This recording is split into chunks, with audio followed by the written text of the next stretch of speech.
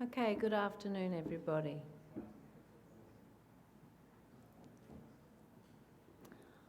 Okay, so this afternoon is an opportunity for you as families and boys to start getting your head around what Year 11 has in store for you under the QCE. Last year we were referring to it as the new QCE. Now it's just the QCE because we've got rid of all those old Opie boys and that old system. So it's lovely for the school to be operating under just one system now. I don't know if you saw our OP results, but we were very disappointed by the results last year. And that was the nature of the OP system, whereby an individual's results would be scaled by that cohort scaling test, the QCS test. So we're now removed from that system. So we feel this is a much fairer, consistent system. We can have complete confidence that the assessment that our boys sit is equivalent to assessment that's being sat all the way across the state. And that was something that was a bit lacking under the old system. We knew that some schools set more difficult assessments than other schools. So under this system, we know that whatever exam or assignment your boys are doing, every other student doing that subject across the state will be sitting a similar style of assessment with similar difficulties.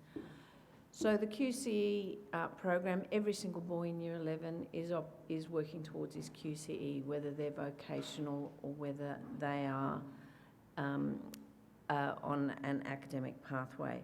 So there are some similarities in this system. Well, there are many similarities in this system, irrespective of what subject is being studied.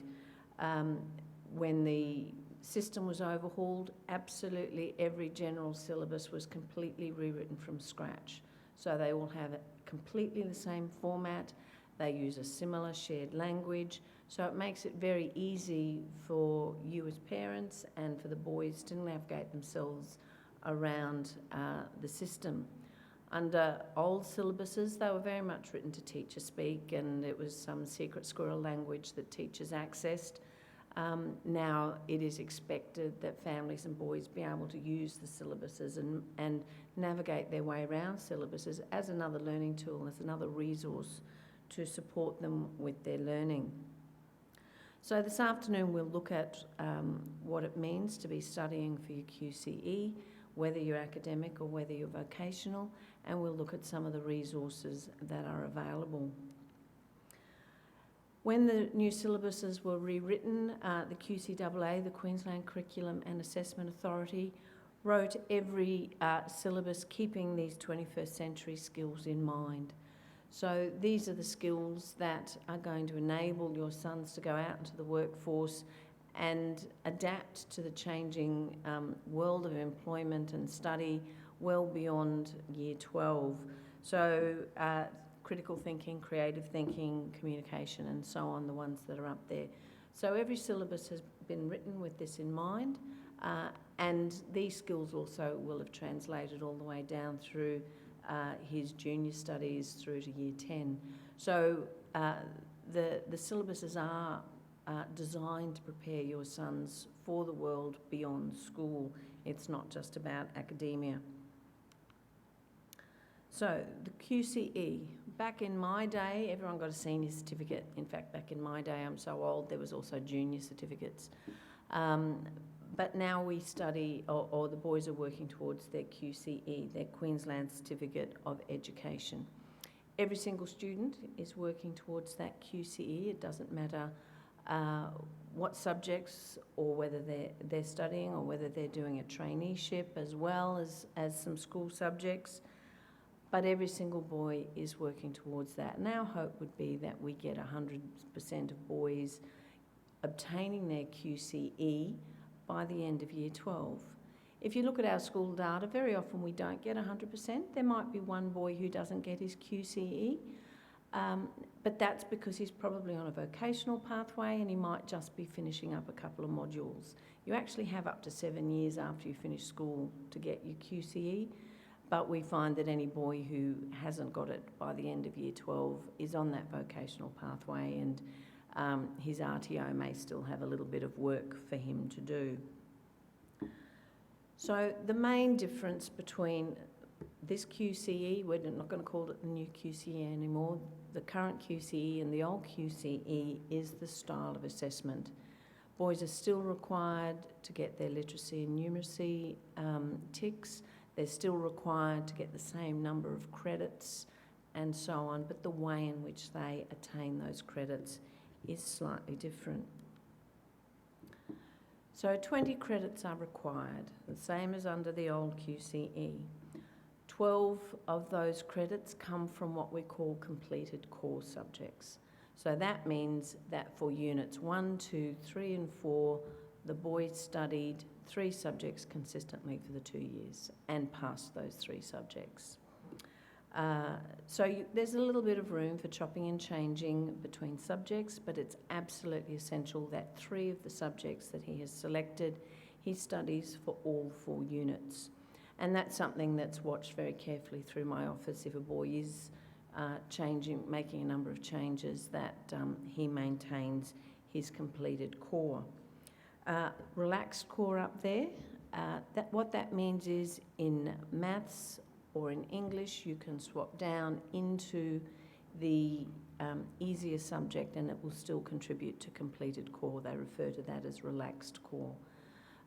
So it's quite fine at the end of Unit 1 or at the end of Unit 2 to change from maths methods to general maths or general maths into essential maths and so on. So long as they get a pass in their literacy, in an English and a maths subject, they will get their literacy and numeracy credit. So for the majority of our boys, that happens quite easily. If we are at all concerned that a boy is struggling with his essential English and his essential maths, we have other mechanisms we can put in place to make sure he gets his literacy and his numeracy credit. So credits are based on the number of units that you do. Unit 1 worth 1 credit, Unit 2 worth 2 credits. Units 3 and 4 are worth 2 credits.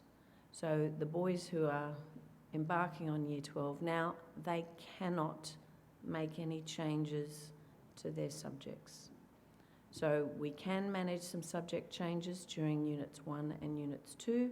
If you do it at the end of Unit 1, you will get 1 credit and then 1 credit for whatever subject you have picked up for Unit 2. But by the time Unit 2 is finished, every boy absolutely must be in the subjects that he is going to continue studying for Year 12. So at Toowoomba Grammar School, we've got boys either on the academic or the vocational pathway, so your son will already be on that pathway based on the subjects that he chose in Year 10. It is possible to change from an academic to a vocational pathway if his goals change throughout the year or if he's been a bit ambitious in some of the subjects he's selected. But if your son is studying 4 general subjects as a minimum, he will get an ATAR. ATAR goes from 99.95 down to 0. It's basically just a rank order of students within the state, and I think it's 167. The top 167 students in the whole state will get 99.95, and then it goes down in increments all the way down to 0. Obviously, that 167 changes with the number of boys, students studying in Queensland that year. The thing that becomes quite complex with ATAR is it is essential that you pass an English subject. Now that could either be general English, which is the academic-based English, or it could be essential English, but it's essential that they pass one of those English subjects that we offer here. It does become a little bit more complex if the boy's wanting to go on to university but he's studying essential English. He may need to look at a bridging course to get into the university degree of his choice. But the Careers Office and my office will help manage that. If you find that your son is struggling with general English, and English is not the language we speak, it's an academic subject in its own right, and some kids genuinely struggle with general English. So we would rather have a boy in essential English passing than in general English and struggling to pass and still be sure that he can get his ATAR at the end of the day, and then perhaps have to look at a bridging course. The top 5 subjects are used to calculate that ATAR, but we have every boy having 6 subjects or equivalent in year 11 and 12. And by or equivalent, I'm referring to doing a vocational program as well as 5 subjects.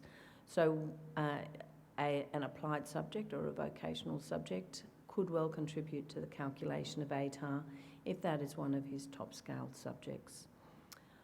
On the issue of scaling, that becomes, it will become easier and easier, but at the moment we have no data on how subjects will scale. They will be scaled by QTAC, the Queensland Tertiary Admission Centre, once this year's Year 12s have finished everything, but we don't exactly know how that's going to work yet. But we've been given enough information to know that it will follow the sorts of trends that we've seen under the old system. You would expect that specialist maths is going to scale more highly than mathematical methods and so on. So the scaling is as you might expect it to be, but what the numbers will actually look like, we don't know that yet. Those boys who are on a vocational pathway will do 3 general subjects or fewer and don't get an ATAR. So 4 general subjects equals ATAR, 3 or fewer, no ATAR. And these boys are generally on a pathway to go to TAFE, continue with an apprenticeship or go straight into the workplace. Now, this does not mean that you are precluded from going to university if you are on a vocational pathway and don't get an ATAR. Some of the universities for direct entry to university, so straight from grade 12 to uni, require an ATAR. Others have got more circuitous routes, or you spend a year at TAFE and then go straight into second year uni. So there's a whole range of pathways for boys doing vocational pathways to get into uni, and between myself and the Careers Office, we can absolutely advise you if you're in that situation. So I talked about the fairness of the system, so I just wanted to run through this because you might come across this language as the next 2 years progress. And I refer to the fact that all subjects and assessment we think is much fairer across the state than it probably was under the old system. In Units 3 and 4, every piece of assessment, internal assessment, so every subject will have 3 pieces of internal assessment and an external exam.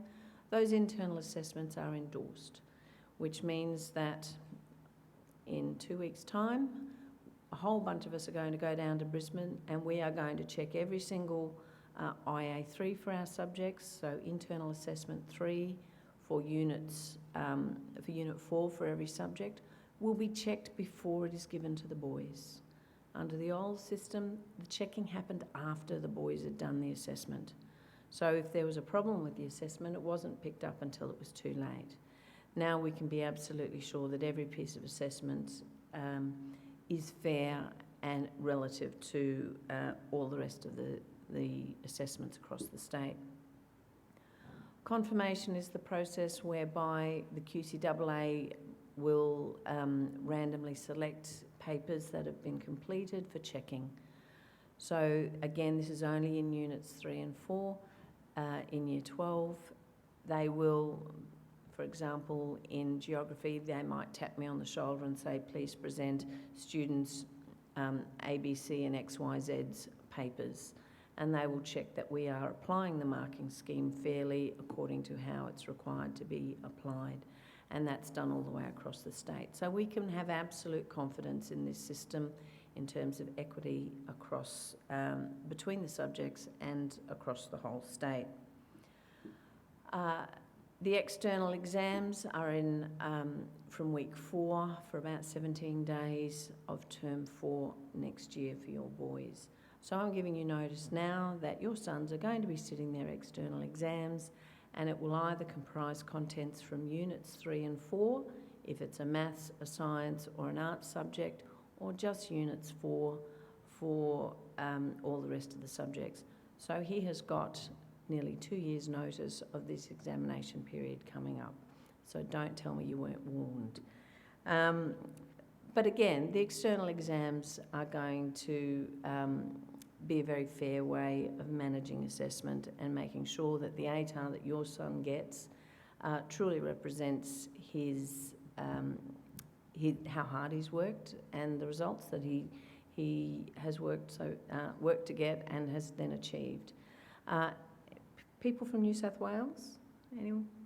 So some people would have done their HSC under New South Wales. It's a slightly different system there. If parents, you did your HSC in New South Wales, the HSC external exam scaled your internal results. So if you bombed the exam, they pulled your internal results down. That is not the case in Queensland. You will walk into the exam with a mark out of 75 in every subject except math science, or a mark out of 50 in math science, and that number does not change based on how the boy performs on the external exam. So again, I think it's a very robust system. The work that they do in school on those 3 internal assessments, they get the credit that they have worked towards, and that doesn't change.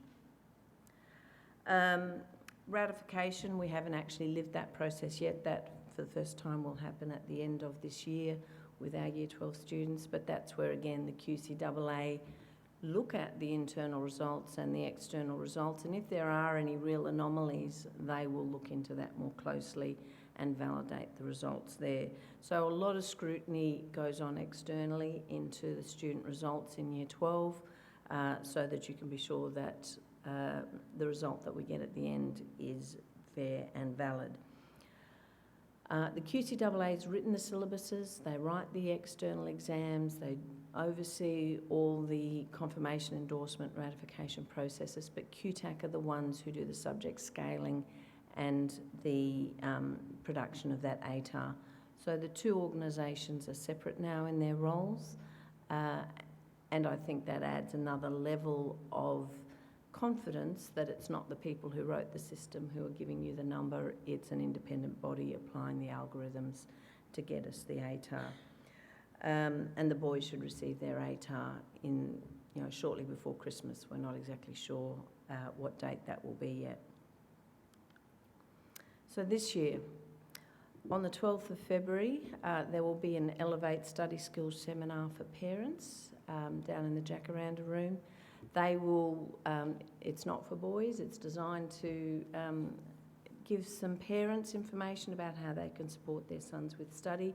If you went to the one last year, it'll be the same, but the feedback we got last year from parents was it was very, very helpful in providing some tips as to how they can support their boys. I've already discussed subject changes. If your son rocks up to school tomorrow or Thursday and has his first, I'll pick on my own subject, his own first biology class, and goes, oh my gosh, I've made a mistake, we can change, but we want to make that change within a week.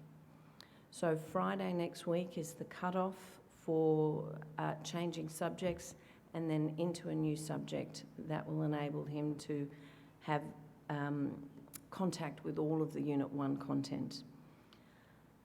Unit 1 finishes not at the end of the semester. It finishes at the end of May, a few weeks out from the end of semester.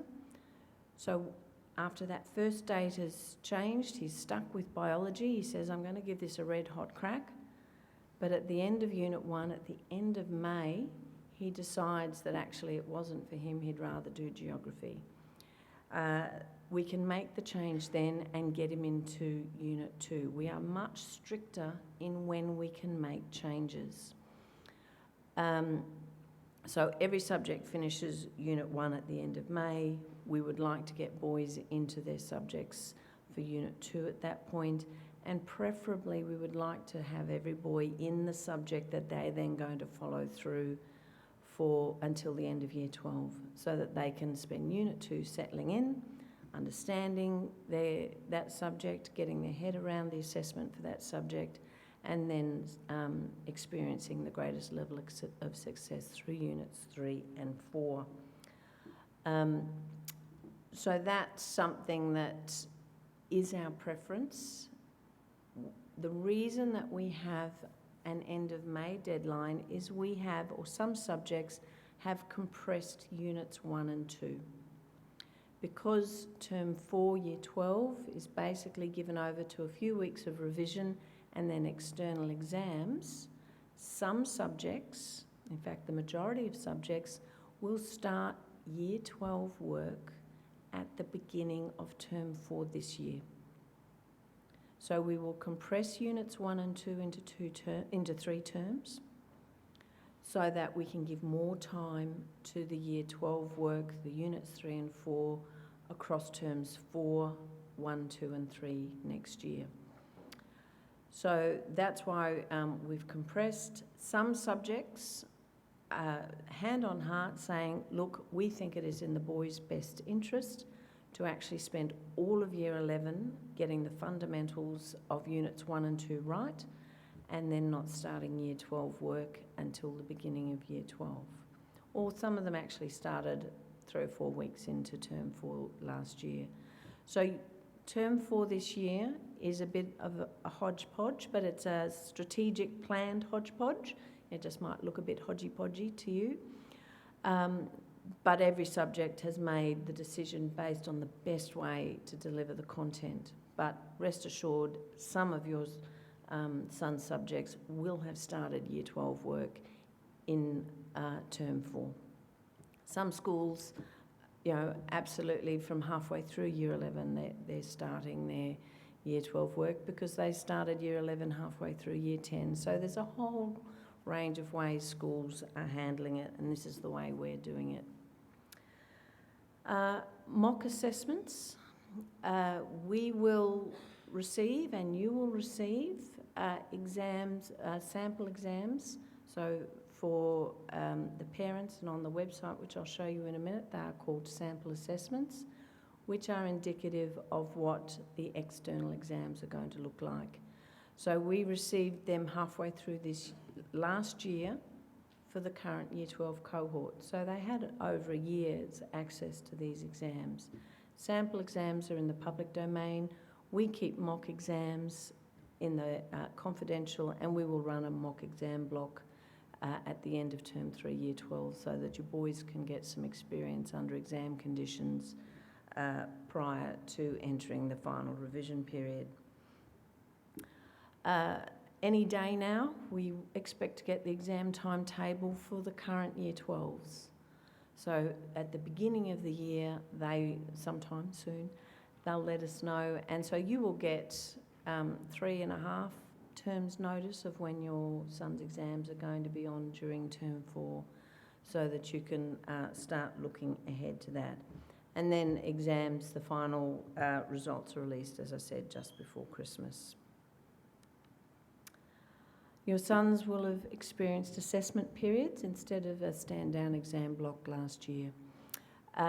We've put a lot of thought into this process. We've done a lot of data analysis on what exam blocks were like and how much time wasted went on, both for the students learning, but also we know that many, many boys who might have had a 4-day break between exams weren't using that time particularly well in preparing for those exams. So we now keep the boys at school during an assessment period, and we disrupt the timetable to enable them to sit their maths exam or their English exam or whatever it is. And we've found that it is far better for the boys to stay on task. Some subjects may not have an exam, so they can continue the learning through that. But it does mean that the boys need to be well prepared for their exams in advance. So when the boys do have their first Elevate Study Skills session, they'll be told that their revision should start at least 3 weeks before an exam, not in the week of exams.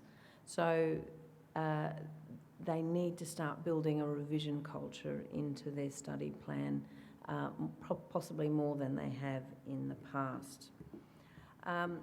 So even though we've got those assessment periods, we can have exams outside that. We are trying to make sure we schedule assessment at the most appropriate time for that subject. So while an assessment period is going to have concentrated assessment, it is possible that he may well face exams up to the last teaching day of the term. So please be mindful of that. The assessment planner will come out in week 3. When it does, please be mindful of you looking up appointments or trying to head away a little bit earlier. Teaching and learning goes on up until the last teaching day of every term. One of the main things that has changed under the new system are ARA, or access arrangements and reasonable adjustments. Now, the main change is that we are far more accountable to the QCEA for any boy who has to have his assessment conditions adjusted. Now, the adjustment could be due to a long-term learning difficulty or anxiety or something along those lines, in which case we've probably been helping that boy his entire time at school, and we've probably got all sorts of paperwork backing that up. Or it could be the boy who broke both arms last year just before the exams, and we needed to manage his ability to complete those exams.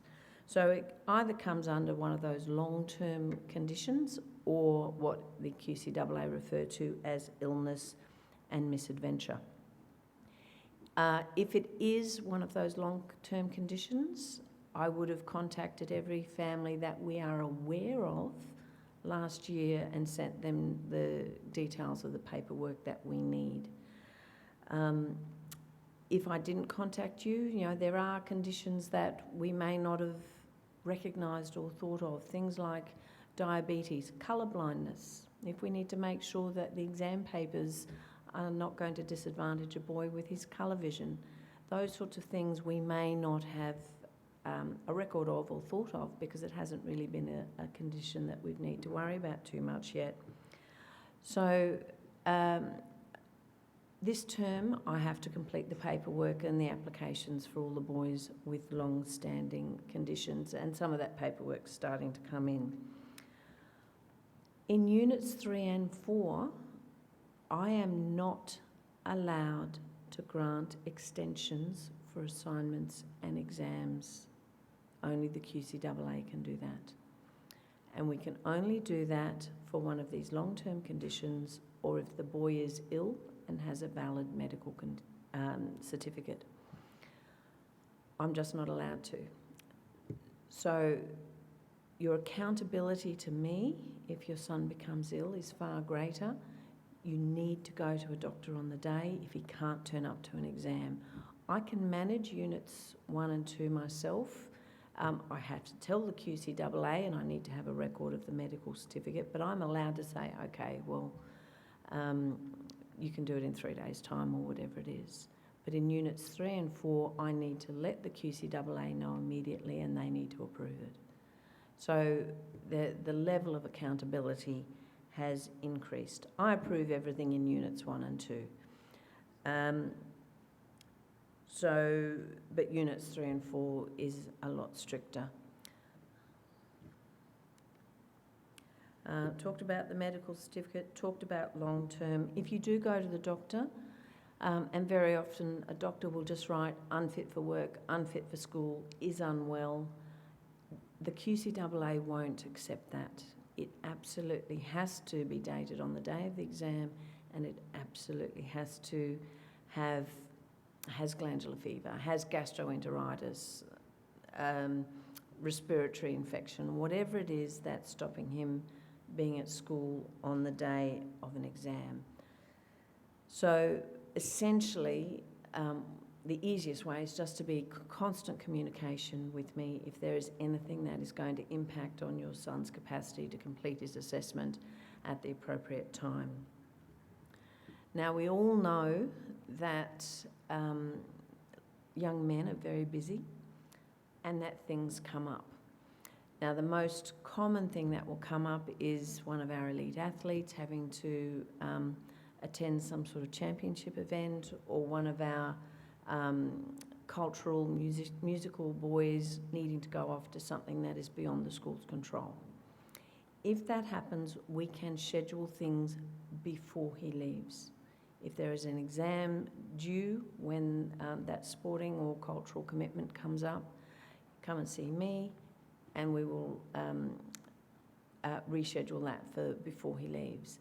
The problem there, of course, is if he's going to miss a week and the exam was during that week, he needs to do it the week, before he leaves, in which case he may actually miss out on a little bit of the learning or revision, and that's beyond our control.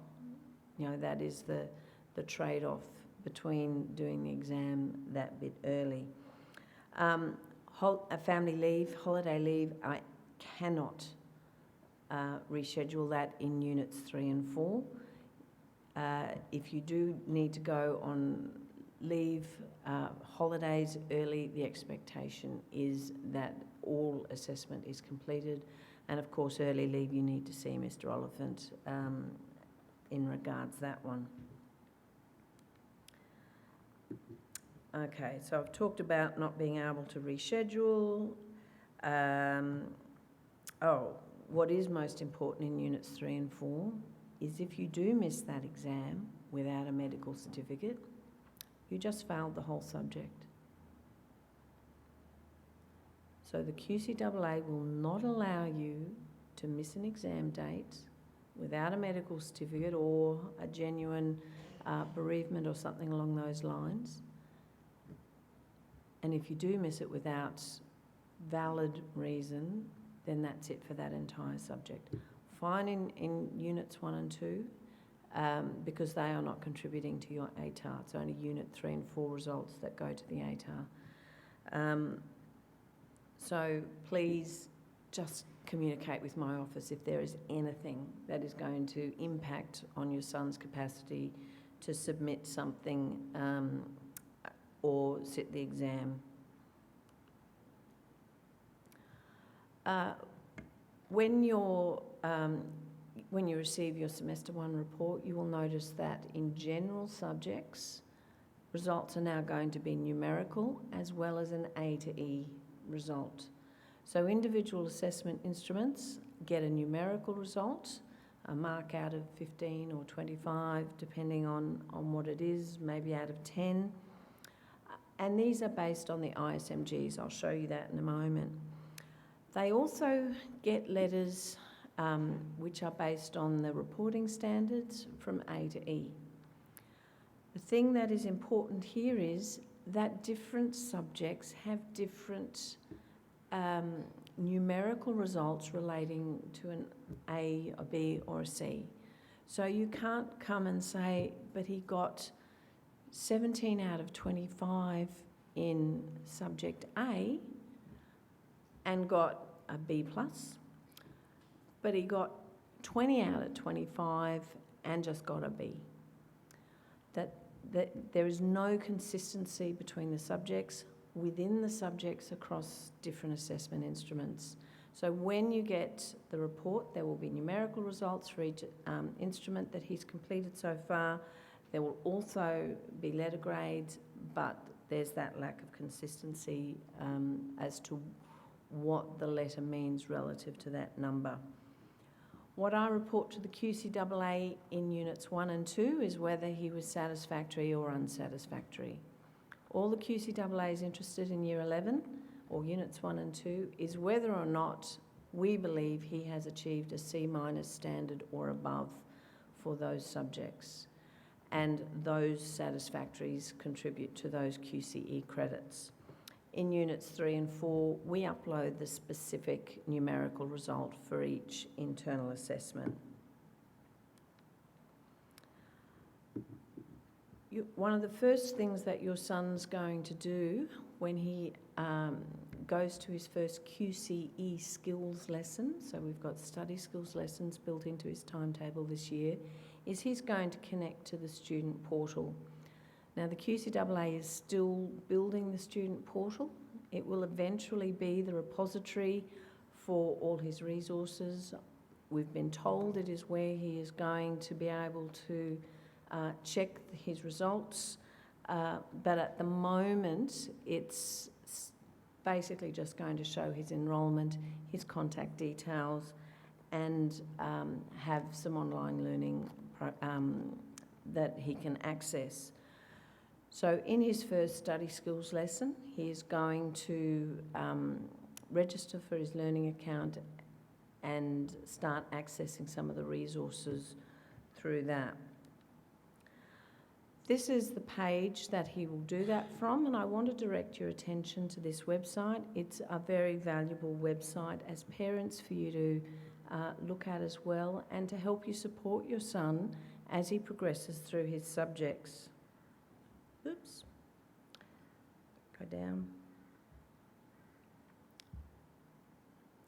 All right, so this is that website. It's just my QCE, so it's very easy to access. But what I particularly want to show you, and it's worth just going around and exploring this website, is that you can access his syllabuses and associated resources from it. So all I'm doing is clicking through the windows, general subjects, and now I'm going to look at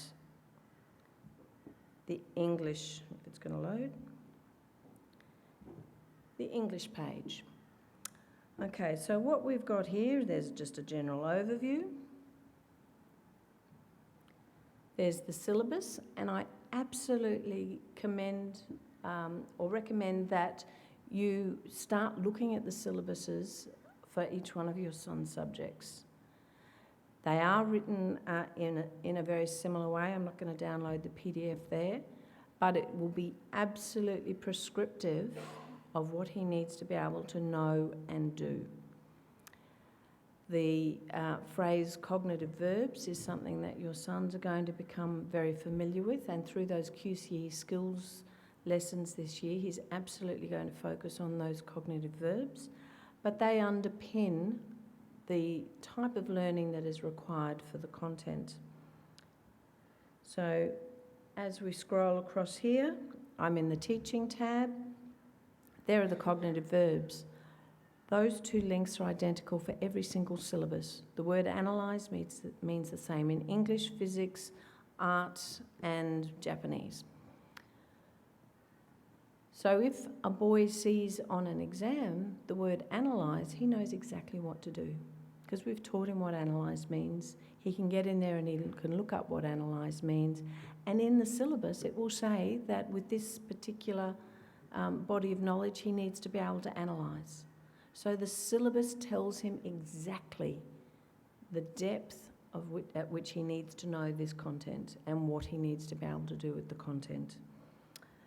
I'm now clicking on that assessment tab, and this is something that the boys are going to become more and more familiar with, and as parents, this is one of the main ways you can get in and help your son. Because what we've got are sample assessment instruments. And what we can see as we scroll down here is for this IA2 in English, and there would be a similar version of that assessment instrument in Year 11, a high-level annotated response. So this is the task. There's the marking guide, the ISMG, Instrument-Specific Marking Guide. We can see what marks have been given by what they've highlighted, and they can see why they've applied those marks. So those resources are in there available to the boys. Now, to build success this year, the boys need to be able to learn how to be more savvy in what they're presenting for their assignments. And these annotated responses absolutely give them that guidance, because it clearly shows where the marks are being allocated. And it shows why there's a little bit of commentary on the side as to why those marks have been given where they've been given. Every single subject has got annotated sample responses for every assignment that the boys are going to encounter over the next couple of years. So that is one of the most valuable tools that we need the boys to start working with. And as parents, if you're sitting there and your son very diligently, at least a week before it's due, said, "Mum, Dad, can you proofread this assignment for me, please?" You can sit down with them and you can cross-reference it to one of these sample annotated responses and sort of check whether you think the quality of work is on par. Some subjects have got high-level and mid-level responses, depending on what the assessment instrument is. The other thing that is down there are those sample assessments. Now, it's probably meaningless for the boys at the moment to look at them, but you could actually look ahead. Those ones down there, they are the sample external exams that are on the public domain for you to get your head around what they're going to be like. So that page, My QCE, which the boys are going to interact with quite in a detailed way during their study skills lessons, parents can access that and you can really start looking at those resources and support your sons through that. Okay, we're getting there. So there's that My QCE. I just wanted to run you through what this is going to look like for your son, because I know that there's going to be subject changes coming my way in the next week and at the end of May. But this is the sort of way in which we present the information to the QCEA, and clearly dance is there. These are cut and paste from the QCEA. We don't teach dance here. But here we've got a student. He's gotten satisfactory for all of his Unit 1s. He's gotten satisfactory for all of his Units 2. In Units 3 and 4, we have uploaded the results, you know, the 8 out of 10, the 19 out of 25, whatever it was for all of those subjects, and his external exam result have come together to give him an overall letter grade on Units 3 and 4. So you would expect something like this to appear on his senior certificates when all those documents come through from the QCEA. We can see there that this person failed Units 3 and 4 in dance. Now that person may well have passed IA 1, 2 and 3, but bombed on that final exam that's brought them down. So even though this person may well have passed the 3 internal exams, an overall fail means they don't get credit for those 2 units because they're studied as a pair. We can't split the credit. But this person has got 22 credits.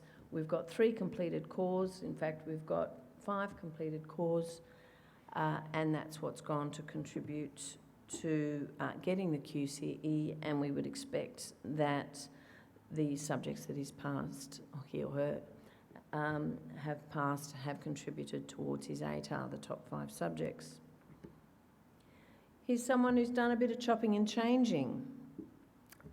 We can see that he's passed English, wasn't doing so well in specialist maths, got an unsuccessful in specialist maths, changed out of that, went into bio, wasn't happy there, but he has studied English literature, which we don't offer here, for 2 semesters and got his A there, and so on.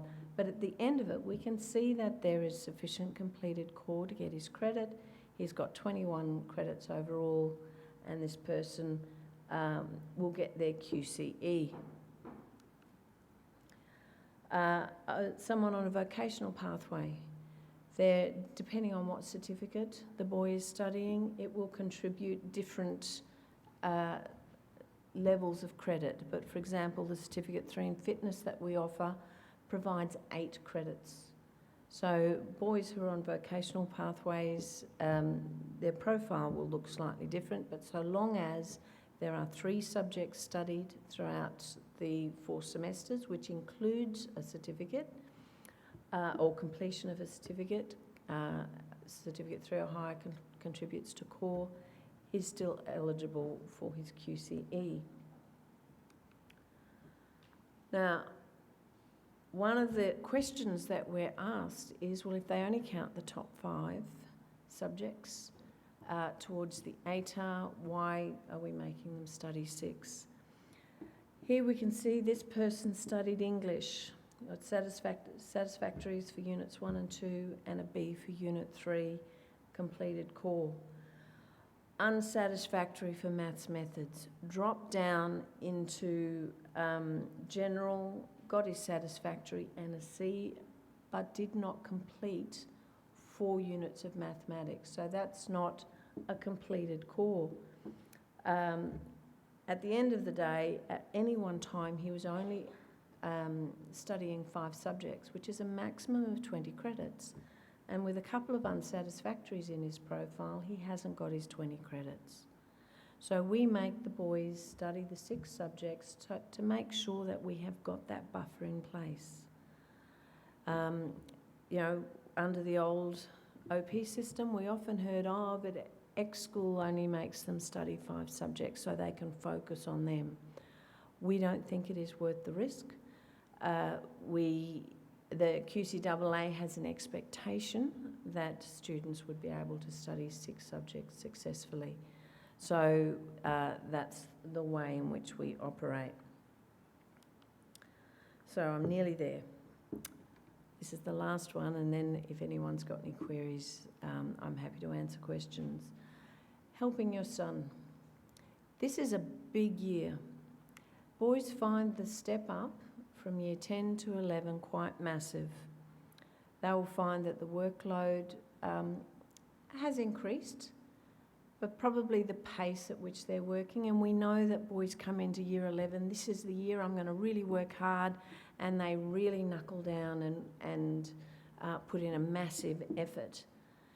Now, what we will help the boys and what you can help the boys with is making sure that they're using that time well. We will teach them effective study skills so that they can be getting the most out of the hours at which they are spending in their room working. You know, we're expecting probably 3 hours most nights, and if it's a big assessment period, they're probably going to be working several hours on the weekend as well. But we want to make sure that that time is well spent and that they are studying effectively. The cognitive verbs, as I said, we're going to spend a lot of that time in study skills. The boys will get a workbook on cognitive verbs that they will give them in that first lesson. Support them in looking at the syllabuses. Make sure that when they have an assessment item, that they are looking at those resources and the syllabus and checking that they are doing what is prescribed there. Build checklists. You know, I find that's probably one of the most effective ways. Get that ISMG, the Instrument-Specific Marking Guide. When he gives you that, and boys, I hope you're getting people to proofread your work, look at the things that are required and tick off what he's got to do. Use checklists to support time management. Boys will work more effectively if they have tasks rather than time. If you say you're going to go off and study for 2 hours, they might sit there for 2 hours, but if you say, off you go and I want to see this, this and this done, they will work far more effectively in a task-oriented way than in a time-oriented way. Now, these are only some of the tips that I can give you. That Elevate session will give you far more. They'll help you give your son guidance on how to develop a study planner with your son, or how your son can develop a study planner and bounce ideas off you on how effective it is. But just to help keep your son on track as he goes through and starts traversing these new subjects and the increased workload, that's probably the best support you can be your son, particularly this term when he does realise that the workload has increased quite significantly. Okay, that's me done. I've been talking at you now for 50 minutes. I'm happy to take any questions from the floor, or if anyone wants to come and talk to me later, I'm more than happy to discuss any of that with you, or you're all just busting to get out the door and stretch your legs. It's entirely up to you at this point. So any questions from the floor? Yes?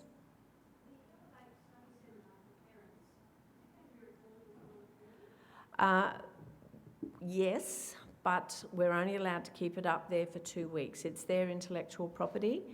Last year I had to beg them to let us video it. We tried to live stream it, but it didn't work.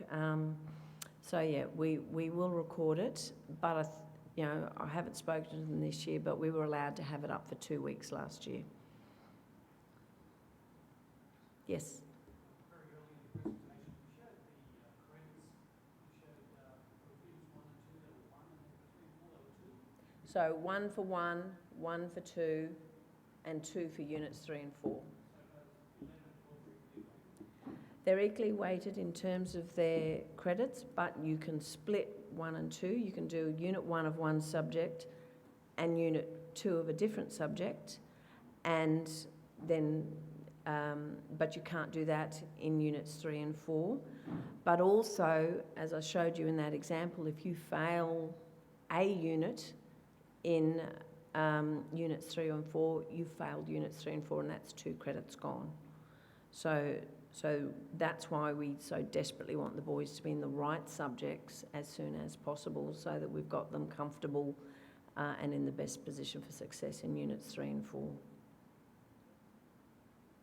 Yes? So Units 1 and 2 don't count towards HR at all?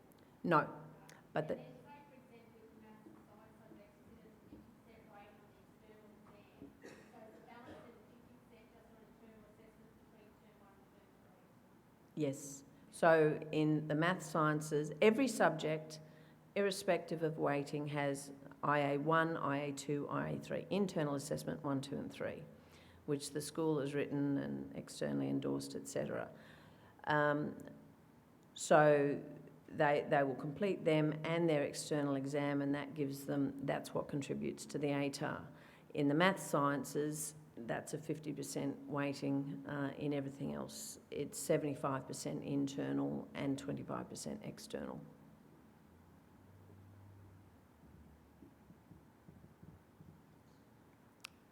Okay. Well, thank you everybody, and I'm happy to field any questions about individual scenarios, or if there's a lot of information in that for you to absorb. But I think the best place for you to start is to go and start looking at some of those resources that are available to your sons on that My QCE website, and you can start understanding the sort of work that he will be doing over the next 2 years. So thank you all for coming.